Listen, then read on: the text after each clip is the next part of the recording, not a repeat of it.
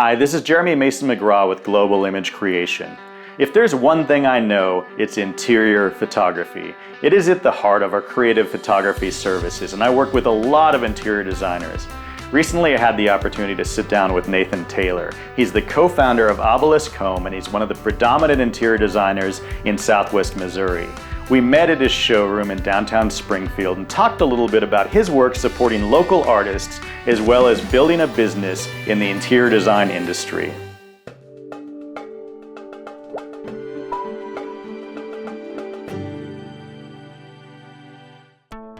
I started 20 plus years ago.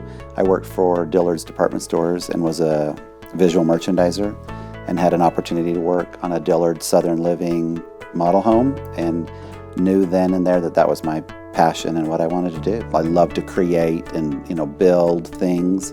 So I kind of always had an idea that I liked to make things look good, but I didn't understand it until I started, the process of working. I try to tell my clients when I work with them, I don't want people to know that we did the house, but I want them to know that we did it. And so what I try to do is not inflict my personal taste per se onto a client, but my aesthetic. And I think that's the thing that a lot of people get confused with design is they think, oh, I need to do what my designer wanted. Well, then it's not your home anymore. So my personal aesthetic is history. I love the idea of incorporating personal items into a home and let that be my starting point for the bulk of my projects. I think if you don't know who your client is, then you can't facilitate a project for them.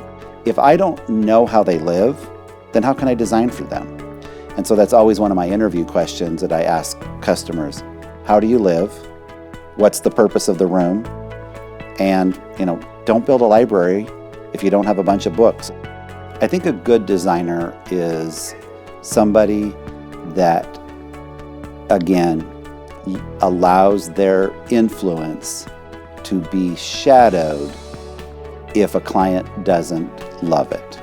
Because, at the end of the project or when something comes to the end, if the client doesn't love it, then you've failed. So it doesn't matter how good you think it looks. If the client isn't happy, nobody wins.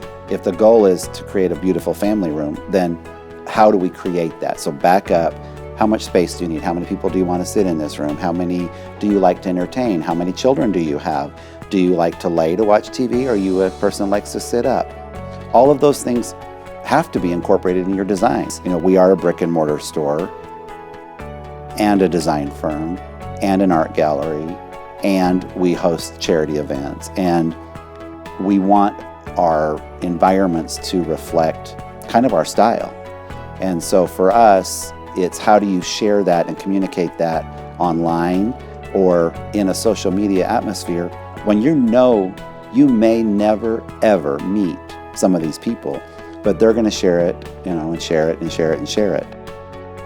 If you can introduce a client to an emerging artist or one that's already around, then they all of a sudden go, oh, this is only X, when I could go to a general store and I could buy it and it's only a few $100s less, but everybody has it.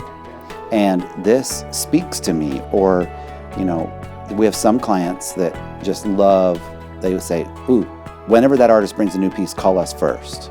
I think that someone should hire a designer because it helps take your thoughts, your ideas, what your use is, all of those things, and you kind of dump it into a blender, and then you don't have to kind of worry how it comes out.